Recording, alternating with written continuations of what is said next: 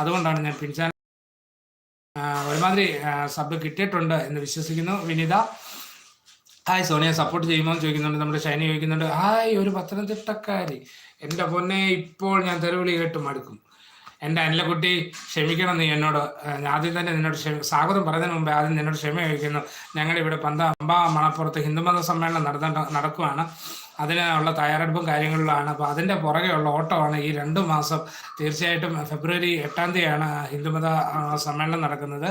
അപ്പം അതിൻ്റെ ഒരു കുണാണ്ടർ ആയതുകൊണ്ടാണ് പത്തനംതിട്ടക്കാരി എനിക്ക് നിൻ്റെ ലൈവിൽ വരാതിരിക്കാൻ പറ്റുന്നത്. എന്നാലും നിൻ്റെ ഷോർട്സുകൾ ഞാൻ കാണുന്നുണ്ട്, ലൈക്ക് ഇടുന്നുണ്ട്, കമൻ്റ് ഇടുന്നുണ്ട്.